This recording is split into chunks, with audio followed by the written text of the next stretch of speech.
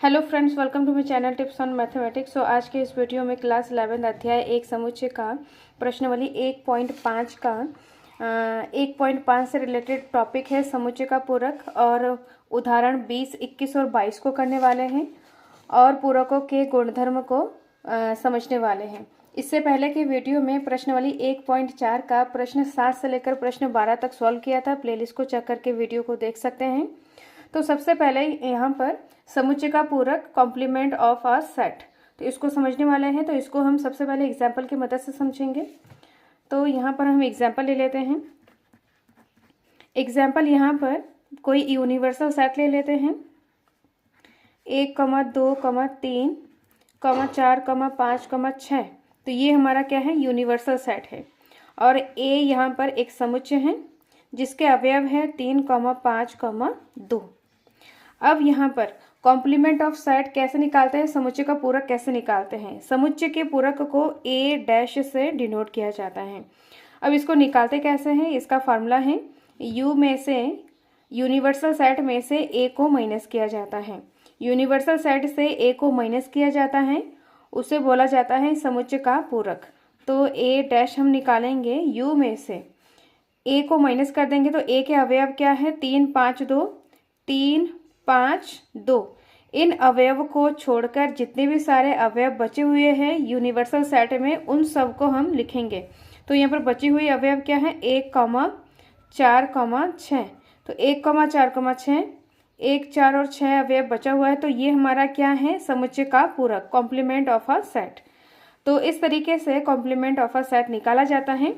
अब यहाँ पर ये दो चीज़ लिखी हुई हैं। तो ये क्या है, समुच्चय का पूरक को मतलब रोस्टर फॉर्म में लिखा हुआ है।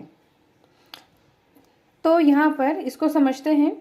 जो ए डैश होता है, x such that x belongs to U. जो एक्स है वो यू के अवयव है, मतलब यू में बिलोंग करता है। लेकिन x does not belongs to A. जो एक्स है वो यू में बिलोंग करता है, लेकिन एक्स ए में बिलोंग नहीं करता है। मतलब ए के अवयव को हम नहीं लेंगे, और ए के अवयव को छोड़कर जितने भी सारे अवयव बचा हुआ है यू में, वो क्या होता है, ए डैश। इसको दूसरे शब्द में इस प्रकार लिखा गया है कि ए डैश बराबर यू माइनस ए डैश। मतलब यू के वह अवयव जो ए में नहीं होना चाहिए। मतलब ए के अवयव, ए को माइनस करना है यू में से, यूनिवर्सल सेट में से ए को माइनस करेंगे तो हमारा समुच्चय का पूरक ए डैश निकल जाएगा। तो इस तरीके से इसको समझ सकते हैं। अब यहाँ पर उदाहरण 20 को हम करते हैं। उदाहरण 20, मान लीजिए कि u बराबर, u यहाँ पर यूनिवर्सल सेट दिया हुआ है 1, 2, 3, 4, 5, 6, 7, 8, 9, 10। और a बराबर, a समुच्चय दिया है 1, 3, 5, 7, 9 है। तो a डैश ज्ञात कीजिए। तो इसमें हमें a डैश निकालना है। तो इसको सॉल्व करते हैं। तो यहाँ पर u दिया है 1, 2, 3, 4, 5, 6, 7, 8, 9, 10। ये हमारा क्या है, यूनिवर्सल सेट दिया है। और a यहाँ पर दिया है 1, 3, 5, 7, 9। हमें निकालना है a डैश, समुच्चय का पूरक निकालना है, कॉम्प्लीमेंट ऑफ a निकालना है। तो यहाँ पर हमें a डैश निकालना है। a डैश निकालने के लिए u में से a के सभी अवयवों को माइनस किया जाता है, u माइनस a। तो a डैश निकल जाएगा हमारा। a के अवयव क्या है, 1, 3, 5, 7, 9, 1, 3, 5, 7, 9।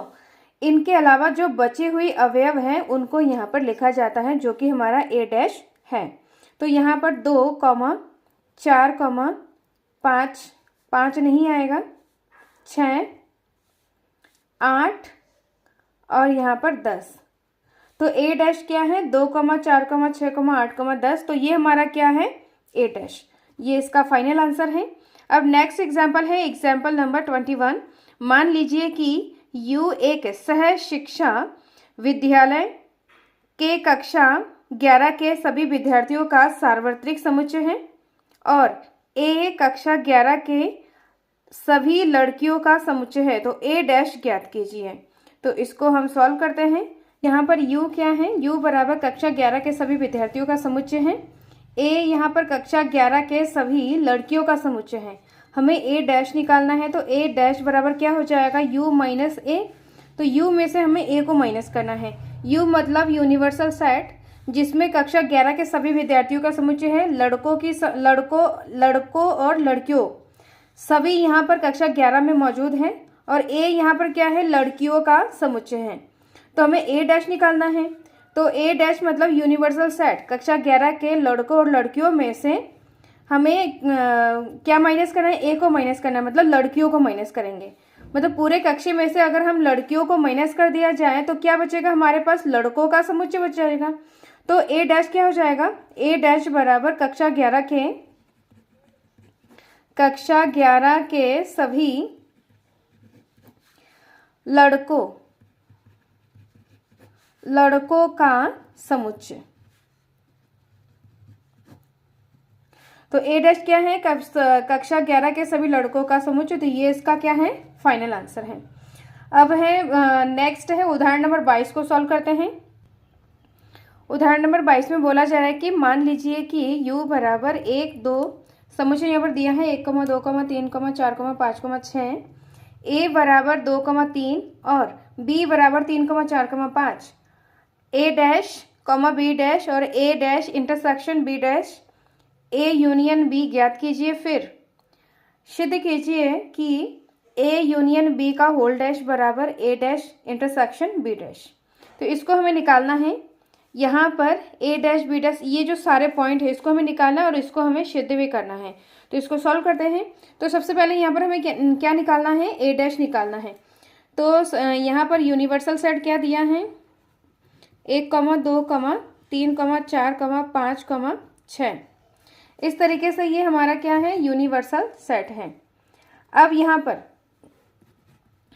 A दिया है 2, 3 और B दिया है 3, 4, 5। हमें निकालना है A डैश। A डैश निकालने के लिए क्या करेंगे, U में से माइनस A कर देंगे।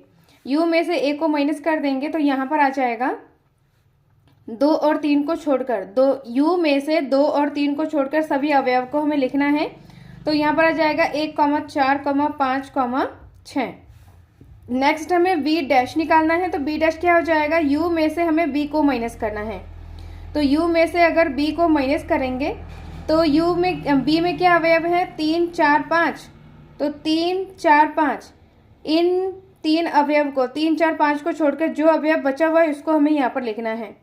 तो यहाँ पर लिखना है 1, 2, 6। 1, 2, 6 बचा हुआ है। तो ये हमारा है B डैश। एक आंसर हमारा ये है, दूसरा इस तरीके से है।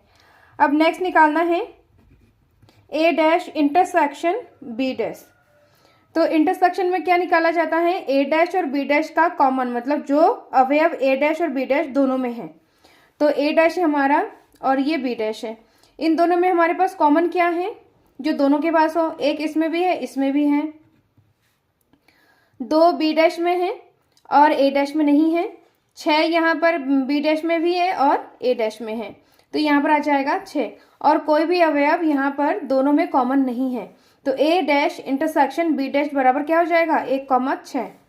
और नेक्स्ट निकालना है A यूनियन B निकालना है।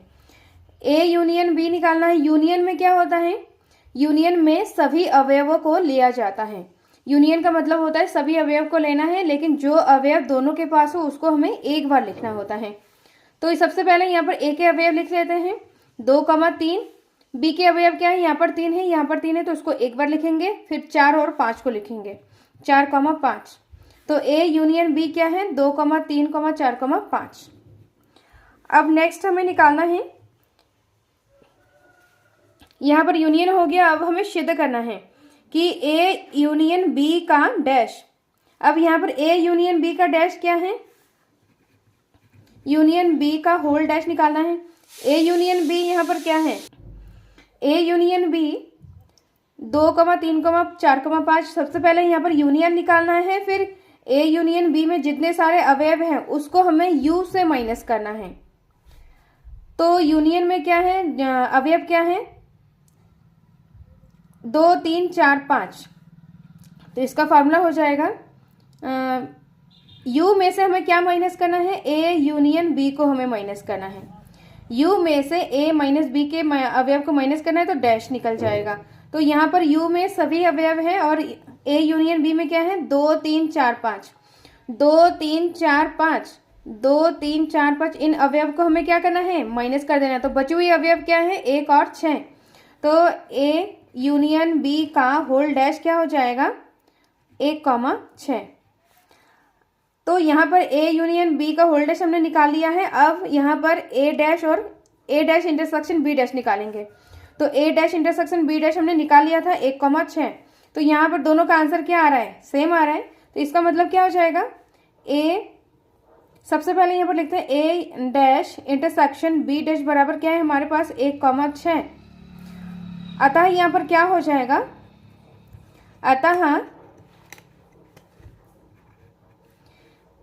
अतः ए यूनियन बी का होल डैश इक्वल टू क्या हो जाएगा, ए डैश इंटरसेक्शन बी डैश, जो कि किसके बराबर है, दोनों का आंसर क्या है, 1,6। तो इस तरीके से हमें सॉल्व करना है। नेक्स्ट टॉपिक है पूरकों के कुछ गुणधर्म। तो सबसे पहले यहाँ पर पॉइंट है, यहाँ पर सबसे पहले पॉइंट का यहाँ पर जो फॉर्मूला है, ए यूनियन ए डैश किसके इक्वल होता है, यू के यूनिवर्सल सेट के इक्वल होता है। और यहाँ पर सेकंड पॉइंट है, ए इंटरसेक्शन ए डैश किसके इक्वल हो जाएगा, 5 के इक्वल हो जाएगा। तो इसको यहाँ पर एक बार जो एग्जाम्पल हमने 22 एग्जाम्पल किया है उसके मदद से इसको एक बार समझते हैं। तो यहाँ पर देखा जाए, ए और यहाँ पर क्या है, A dash, A union A dash. तो यहाँ पर ए डैश है, यहाँ पर ये हमने ए डैश निकाला है और ये हमारा ए है। अगर इन दोनों का हम यूनियन निकालें, यूनियन में सभी अवयव को लिया जाता है। तो इसमें 1 4 5 6 है और इसमें 2 3 है। तो 1 2 3 4 5 6, जो कि 1 2 3 4 5 6 यूनिवर्सल सेट बन रहे हैं। A union A dash equal to किसके इक्वल है, यूनिवर्सल सेट के इक्वल है। नेक्स्ट है यहाँ पर ए इंटरसेक्शन ए डैश, ये हमारा ए है और ए डैश ये है। इनका इंटरसेक्शन निकालना है, मतलब कॉमन निकालना है कि दोनों के पास कौन से अवयव कॉमन है। तो यहाँ पर 2 3 है, जो कि ए डैश में 2 3 नहीं है, और ए डैश में यहाँ पर 1 4 6 5 6 है, जो कि ए में नहीं है। तो कोई भी अवयव यहाँ पर कॉमन नहीं है। इसका मतलब क्या हो जाएगा, ए इंटरसेक्शन ए डैश क्या हो जाएगा, 5 के इक्वल हो जाएगा। अब सेकंड यहाँ पर नियम है, डी मॉर्गन का नियम है। यहाँ पर इसका पहला पॉइंट है, ए यूनियन ए डैश बराबर है A dash intersection B dash है। तो इसको यहाँ पर एग्जाम्पल के मदद से हमने समझा था। यहाँ पर ये है ए यूनियन बी का डैश, ए यूनियन बी का डैश किसके इक्वल हो जाएगा, ए डैश इंटरसेक्शन बी डैश, जो कि इसका आंसर क्या आ रहा था, 1,6। सेकंड नियम है यहाँ पर, ए इंटरसेक्शन बी का होल डैश इक्वल टू क्या हो जाएगा, ए डैश यूनियन बी डैश। इसको आप एग्जाम्पल की मदद से इसको आप सॉल्व कर सकते हैं। तो यहाँ पर देखा जाए, इसको याद करने का तरीका है, ए यूनियन बी का होल डैश है तो यूनियन का इंटरसेक्शन हो जाएगा और अलग अलग यहाँ पर डैश लग जाएगा। अब ए इंटरसेक्शन बी का होल डैश है तो यहाँ पर इंटरसेक्शन का यूनियन लग जाएगा और ए डैश और बी डैश लग जाएगा। अब थर्ड नियम है यहाँ पर, ए डैश का होल डैश किसके इक्वल हो जाएगा, ए के इक्वल हो जाएगा। फोर्थ नियम है यहाँ पर, फाई का डैश यहाँ पर क्या हो जाएगा, यू हो जाएगा, यू के इक्वल है। फाई का डैश मतलब रिक्त का हमें डैश निकालना है, तो रिक्त का यहाँ पर डैश निकालेंगे तो वो तो यू के इक्वल होगा। और दूसरा नियम है यहाँ पर, यू डैश किसके इक्वल है, फाई के इक्वल है। तो इस तरीके से यहाँ पर जो पूरकों के कुछ गुणधर्म हैं, यहाँ पर कुछ नियम हैं, इन नियमों को हम आगे मतलब प्रश्नवाली 1.5 में करने वाले हैं। सो नेक्स्ट वीडियो में प्रश्नवाली 1.5 का प्रश्न 1 से लेकर प्रश्न 3 तक सॉल्व करने वाले हैं। इस वीडियो में कोई डाउट हो, कोई क्वेश्चन पूछना हो तो कमेंट बॉक्स में कमेंट करें और इस वीडियो को ज़्यादा से ज़्यादा शेयर करें। टिप्स ऑन मैथमेटिक्स के साथ बने रहें। सो मिलते हैं नेक्स्ट वीडियो में। Thank you so much.